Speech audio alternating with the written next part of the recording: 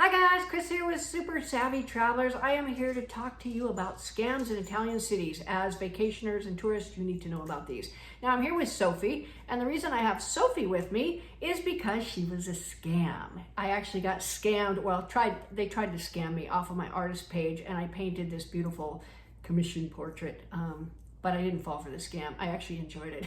It was pretty funny. Anyway, some other day I'll tell you that over coffee, perhaps at the gallery if you come see me in Torite. Anyway, the first scam I want to talk about is the friendship bracelet or free gift scam. We saw this a lot in Florence. Somebody makes a beeline to you. They always do for me because nothing says tourist like this face and this hair. So they make a beeline for me. Oh, and then they want to put a bracelet on you. Look at this free gift. You're such a beautiful woman. And really, I just really want to give you this gift. We love America. Blah, blah, blah, blah. Anyway, what's happening is they're trying to put you under an unspoken social obligation. They give you a free gift. Now you're friends, and you can't offend friends like that. And they're very hurt if you think there's anything else going on, blah, blah, blah. Don't even fall for it. Just if somebody makes a beeline for you in the street, unless they're holding something you drop, just keep walking. The next one is pickpockets and the distraction scam. There's actually two different scams because pickpockets are everywhere in every big city. They hang out where the tourists are. So they're going to be around the Colosseum. They're going to be around the Trevi Fountain. Anywhere where there's a big throng of tourists, you're going to find these guys. On transport, buses, trams, trains, all of those things. Keep your stuff very close to you. Wear your backpack in the front, and also make sure that everything that you have your stuff in is theft resistant. It's very easy for them to unzip a backpack and pull out a laptop, for example, when you're being jostled on a train or a bus or something like that. So understand that that is ubiquitous and you don't want to fall for it. Now, the distraction scam is similar in that they're trying to take your stuff, but they distract you in some way. We actually had this happen to us in the train station in Rome. Somebody came up to us and said, "Oh, you have stuff on your shirt. Oh, here, take a tissue and wipe it off," and you're like, "Oh, what a nice person." And they're waiting for you to put down your bags, and their buddy will take it. They work in groups, okay?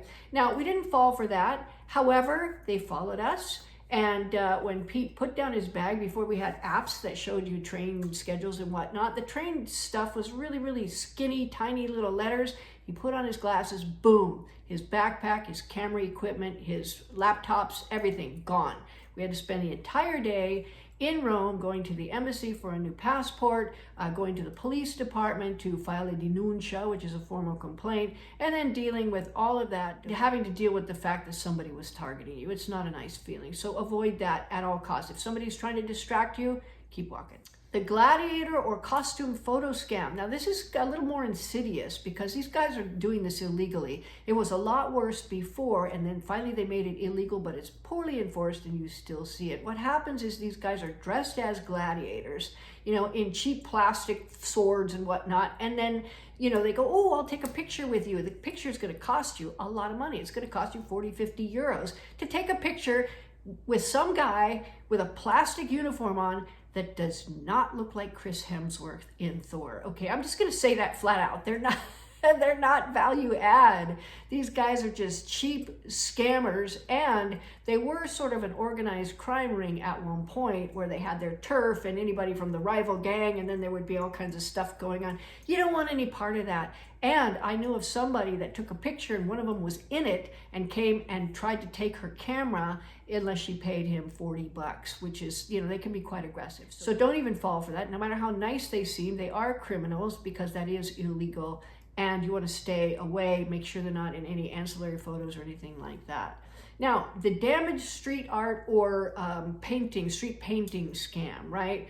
These guys come up with their art, which is really just junk. They lay it out on the street, and then if you walk on it, "Oh my gosh, you damaged my priceless artwork. Now you gotta pay." And they're very aggressive. In fact, I saw a video about somebody calling out the scam. This was a YouTube guy, and he was like, "Watch as I call out these scammers." And we're like, "Oh, we know what's gonna happen." And it did. They were very aggressive. They ran after him. They wanted to beat him up and everything else because he was letting all the tourists in that area know this is a scam. Don't fall for it. So anything on the street like that, street art, whatever, don't walk on it. If you see something like that, just go on the other side of the street. You don't want to be jostled and accidentally walk on it and then have to deal with these pretty nasty criminals. The next one is the one I like to call the recovering drug addict scam. And this was one in Florence where you know, you're walking, of course, they see me in the hair and they come flying over. Oh, we love Americans. Oh, gosh, you know, I used to be on the street full of drugs, full to the brim with drugs.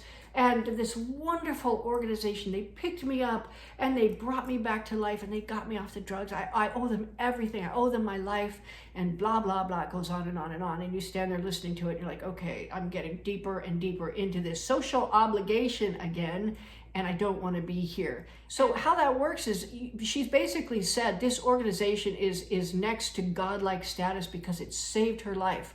In order to validate her life being worth saving, you have to donate to this organization. And it's a scam. And I said, okay, no, thank you. Okay, well, would you just sign our book? And I looked down at the book, and the book says John Smith. And under donation amount, it says 40 euros. That's another manipulation. If you sign the book and you put 0, you're going to look bad, right? If you sign the book and put 20 bucks, you're not as good as John Smith from Pennsylvania, who doesn't exist. It's a scam. So just avoid that as well. Now, there are other scams like fake skip the line tickets and unofficial guides and things like that. Be on the lookout for them.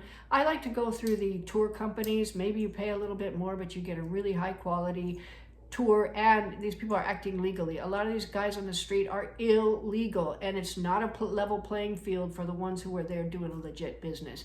So there you go, guys. Just always remember, feel free to be rude, okay? Don't be put under any social obligations, whether spoken or unspoken, and keep your valuables and your kids and everything else close to you when you're in crowded spaces. Those 3 things will save you a lot of trouble. So there you go. Enjoy your trip. You're going to have a great time. We'll see you soon.